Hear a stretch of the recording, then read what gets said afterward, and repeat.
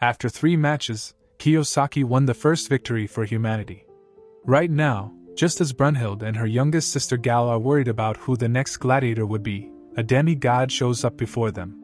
He is Hercules, who was the god's representative in the 4th round of Ragnarok. Brunhild and Gal have great respect for this god because he once what the gods to save mankind 4,000 years ago. Hercules wishes them good luck and quickly leaves. While Gal wonders who would be suitable to fight a demigod as powerful and righteous as Hercules, Brunhild has the answer. She will choose the human she hates the most. The foulest scum among scumbags, the vilest piece of filth that ever existed. He is Jack the Ripper, who was a bloodthirsty serial killer. When Hercules learns that his own opponent is a serial killer, he is extremely angry and dissatisfied with the representative of humanity. Not only Hercules but also the human side are not satisfied with their representative in this realm. Hercules made a suggestion if Jack surrenders. Hercules would convince Zeus to spare his life from Niflheim.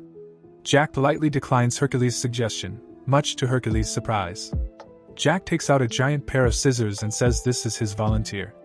The gods and humans are both surprised by that crazy weapon. Seeing Jack's determination, Hercules says that he will use his full power. With this match, however, Jack immediately runs away, causing everyone to freeze for a few seconds. Hercules gets angry and chases Jack into a small alley. He sees Jack enjoying tea and invites Hercules to join him. Hercules approaches Jack and sees a piano string in front of him. He thinks this is just a baby trap and pulls it. The trap is activated, sending thousands of knives to Hercules, but they could not penetrate his body. Seeing the disadvantage, Jack uses the grappling hook. Continue running away? Hercules stomps hard on the ground and jumps to Jack's place. He uses the mace to smash Jack's volunteer, causing him to fall to the ground. Jack takes a few steps back and launches the same motives at Hercules. However, this time Jack knives pierced Hercules' body. It turns out Jack lied about his volunteer. His real Bollinger is his pocket. It can allow him to create weapons that can injure the gods. Jack continues to throw knives at Hercules. Hercules doesn't flinch. He swings his mace to block them and approaches Jack step by step. He decides to attack Jack with a direct hit. His tattoos spread all over his body. He uses the first labor in his 12 divine arts, then the manhwa. He knocks Jack flying and causes him to dislocate his shoulder. Jack gets up and fixes his shoulder joint back to normal. He takes a large knife from his pocket and says, "Let us raise the curtain on that too." Every states that Hercules completed the 12 labors and mastered the 12 divine arts. But those tremendous powers come at a price. Every time he uses their powers, the tattoos spread. Every millimeter spread inflicts him with unbearable pain that would knock out the demigod. If those tattoos cover his body, he will die. Jack keeps his distance from Hercules and throws knives at him. Hercules is on the defensive while approaching Jack. Jack is suddenly able to move in the air by stepping on piano strings. They are strewn all over the street. He uses them as bowstrings to shoot knives at Hercules. Hercules unleashes the 6th labor, the Stymphalian Burt, and blows the knives at Jack, damaging Jack's monocle. Jack reveals his strangely red right eye. He mutters something about the fact that he can see the colors of Hercules. He wanted to know what color Hercules would be when he died. In the past, Jack's red eye could see the color of people's emotions. The bad guys would usually be red and the good people would have a vibrant yellow like his mother's. His mother was a prostitute and had 5 abortions when she was pregnant. The 6th time, she accepted to give birth to Jack and raised him. Jack feels very happy that his mother chose to give birth to him, until one day Jack returned from picking up leftovers. As usual, he entered the room and saw his mother crying bitterly. It turns out that Jack's biological father is a famous theater actor who is about to marry the daughter of a noble family. 13 years ago, he promised Jack's mother that he would marry her. That's why Jack's mother did not have a 6th abortion, but gave birth to Jack. When she learns that she has been cheated on, she is extremely indignant and takes out her anger on Jack. Jack no longer sees his mother's beautiful colors, but only the dirty red of the bad guys. Jack starts mumbling a song. Hercules continues to attack Jack and Jack throws knives to keep his distance. Jack is cornered, so he uses the grappling hook again to cling to the clock tower. Hercules knocks down the clock tower and activates the seventh labor, the Cretan bull. He is about to attack Jack, but Jack throws the clock at Hercules. Thought that an ordinary weapon could not injure God, but it cut off Hercules' arm. Turns out Jack's Bollinger is in his pocket, but the gloves he is using, anything he touches can become a god-killing weapon. Once again, Jack has fooled everyone. That means everything in this city of London is his weapon. Every shows fear at the possibility that Hercules would lose, but Zeus hits him and tells him to calm down. Hercules takes his belt off to stop the bleeding. Witnessing the tenacity of Hercules, Jack bows his head in admiration. Hercules realizes that Jack's sight can see people's emotions. Jack proudly says of his own eye that it is a gift from God. The colors of emotions that he can see are works of art that only he can create. Hercules is indignant and asks Jack, "Is that the reason you've killed all those people?" He tells a little about himself. He used to be a human, so his thinking is fair. Even though humans have a lot of bad things, he still loves them. He adds that he will win this match and free Jack from the pain. Jack suddenly realizes that Hercules' color is the same as his mother's. Before Hercules throws his mace into the sky to create a portal, he summons the Hound of Hades. From within the gate, a three-headed dog bit his body and merged with him. These are the 12th labor, Cerberus and the Hound of Hades. Zeus explains the 12th labor. That thing is devastatingly powerful, but it comes at a high price.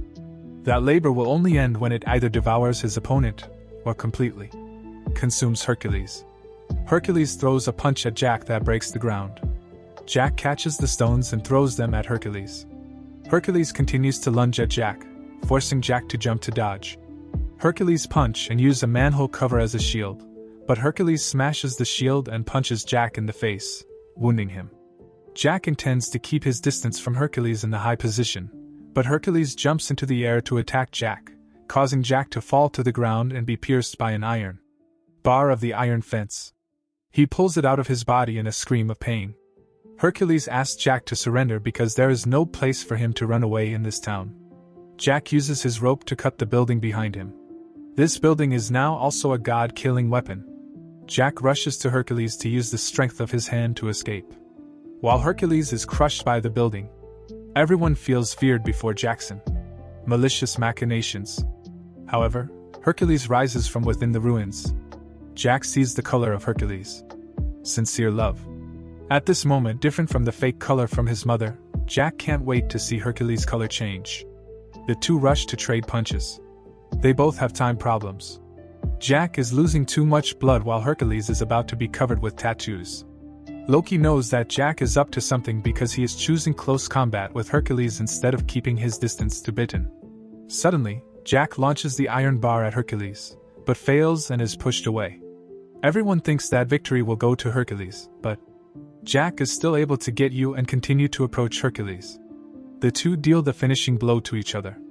Hercules punches Jack in the head, causing him to fall, but Jack quickly regains his balance and uses his blood as a weapon, successfully piercing Hercules' chest. Hercules admits Jack is a very strong opponent and asks Jack, "What is the color of my heart now?" Jack replies that his color has not changed. He still has a bright light until the very last moment Hercules spread his arms wide and hooked Jack. He always loves humanity no matter what. Then Hercules' soul gradually disappeared forever. Although Jack won, he knows that he lost because he was unable to change the color of Hercules. This is the first time he killed a god and feel extremely uncomfortable. He walks out of the arena, incurring the wrath of the people for slaying their god. Brunhild enters a room where Adam and Lu Bu are worshipping. She places an image of Hercules beside them and pours him a cup of wine made from her tears. She promises Hercules that she will go with him after saving humanity. At this moment, Zeus is extremely angry over Hercules' death, and they have lost 2 matches in a round. Loki is waiting for their arrival of a god. A very stylishly dressed man walks towards Loki. He is Buddha, who is a prominent deity in the Dermic pantheon. Loki says that the Valkyries have strengthened gladiators with a special technique that has its roots in Buddhism. By entrusting your lives to one another and sharing the same fate, you can call forth for full physical and spiritual power. Loki believes that Buddha taught the Valkyries that technique. In other words, Buddha is a traitor. While the two are about to hit each other, several gods appear. They call themselves the Executioners of Heaven, the 7 gods of fortune. They came here with the aim of giving a verdict to Buddha. One of them rushes to attack Buddha, but is pierced in the palm of his hand by the lollipop. The 7 of them want to fight Buddha at once, and Loki is on their side suddenly. Swordsman Kairo, Osaki and 2 others come to support Buddha. The wounded god just now points his gun at Buddha and pulls the trigger. But Buddha can easily dodge all the bullets. Buddha mocked him for being destructive like a kid, making him extremely angry. Sojoki also rushes to attack Loki. At this time Zeus and Odin appear to stop their battle. Everyone also stops the battle and disperses. Zeus approaches Buddha and asks him not to cause any more trouble, but Buddha doesn't seem to care and leaves Zeus also quickly. Returns to the arena to watch the next match. While loading flashes a sinister grin, Brunhild and Gal go to room to meet the next representative of humanity. He is mankind's greatest sumo master rating. Tamiment Brunhild summons the 3rd Valkyrie named Thru, who is larger in appearance than Raiden. She immediately becomes his volunteer. The arena has also changed into a Japanese-style sumo arena. Raiden appears and his opponent in this realm is the strongest god of destruction, Shiva, who is a prominent deity and a leader of the Hindu pantheon. As the match begins, Raiden immediately attacks Shiva with one of the 48 basic techniques. He starts with a dropkick without giving Shiva a chance to protest. Raiden lands a powerful Russian hook. He intends to finish evil with his neat bunny's block by Shiva's 2 hands and the other 2 punch Raiden's chest. Right from the start. It's a free-for-all back-and-forth martial arts between mankind and the gods in 1767 in Shino no province. There was a boy named Taro Kichi who couldn't stand even though he was 3 years old, until one day the boy's parents returned home and saw Taro Kichi standing up, making them very happy. However, a strange thing happened. Taraki's muscles suddenly expanded abnormally and broke his skeleton. But Taraki didn't surrender to fate. He still regularly practiced walking his body, then gave birth to new muscle fibers to help control his enlarged muscles. These are called the 100 seals. Back in the match rating. Suddenly releases his muscle fibers and thanks to Ballinger's power, he is able to control them. Raiden rushes towards Shiva and unleashes a powerful punch that Shiva has to block with both hands, not stopping there. Raiden continues to launch countless punches into Shiva's face, making him unable to react. As soon as Raiden delivers the finishing blow, suddenly Shiva attacks Raiden with his head and unleashes 2 punches at once. Raiden grabs one of Shiva's arms and uses all of his muscles to crush Shiva's. Shiva housing pain and pushes Raiden away with a kick. While the other gods are worried, the Indian gods believe that Shiva will never lose. Hearing the cheers from everyone, Shiva raises his fist aloft as a response to their affection. She even leashes a fistful of punches. Carrying the power of 11-16 Indian gods, the 2 lunged at each other trading punches and then head attacks. Long ago, Shiva defeated the 11-15 Indian gods and became the leader of the Hindu pantheon. Shiva begins his war dance. Known as the treasure of the Indian pantheon, it was Shiva's secret weapon that he used to unite the Indian pantheon. Shiva's attacks became too fast for Raiden to react. Raiden can only defend at the moment, and it feels like hundreds of gods are attacking him. Shiva's whole body becomes ablaze and he unleashes a kick that tears through Raiden's muscles. Everyone assumes that the match is about to end. With Shiva's victory, however, Raiden begins to use his secret technique. In the past, Raiden was an undefeated champion and sumo. But in later matches, Raiden realized that his opponents were afraid of him, which made him recall his mother's words not to bully the weak. Since then, Raiden has sealed 4 of his strongest techniques. Now, faced with the power of a god, Raiden decides to unleash his most powerful techniques. He put all his strength into the palm of his hand. He charges towards Shiva and attacks with all his accumulated force. Shiva uses his arms to block, but both his arms are destroyed by Raiden's powerful attack. Even with only one arm left, she is still able to get up and continue the fight. Raiden is currently under great pressure from his muscles, so they are starting to convulse. He asks Thru to help his muscles move even faster, but she warns that he may die from the destruction of his organs. She will also uses his secret technique. He squeezes his heart to make it beat faster, and his whole body burns fiercely. The 2, carrying the hopes and dreams of their loved ones, rush to each other to trade their strongest. Inches Raiden's muscles are burned while offending against Shiva's attacks. That technique of Shiva's is the final ace up his sleeve. He's forcibly stimulating his spirit to cause himself to burn. At this rate, he will end up burning himself up. Raiden is repeatedly receiving fiery punches from Shiva, but his hands and yeast still haven't touched the ground. He pushes Shiva away to escape their attacks. At this moment, Shiva's body is slowly burning. It's a battle to see which of them crumbles first, raining. Once again, uses his technique and Shiva decides to confront it with the Deva Loka technique. Shiva tears off Raiden's right arm with a kick. Raiden thanks Shiva for making it possible for him to use the full power of sumo. He tells Thru to leave his body for her life, but she chooses to stay by Raiden's side because she loves him. She would gives all his respect to Raiden and finishes him off. Then she believes the sumo wrestlers decided to pay their respects to Raiden by stomping on the ground, although she was badly injured. He still smiles happily and tells Zeus that humanity is not as weak as they thought. Zeus goes to Buddha to ask him to represent the gods in round 6. Buddha asks Zeus, "You really wanted to destroy mankind that badly?" Zeus replies that he simply doesn't like losing. Seeing Zeus pose a threat, Buddha agrees to participate in the 6th round and tells Zeus to enjoy it immediately. The 6th match begins. The representative of the gods this time is Buddha, who once guided mankind from their carnal desires. The one who casts light upon their path. In the darkness, however, Buddha walks to the place of humanity and declares that he will fight for humanity. The gods are extremely indignant when they hear Buddha's statement.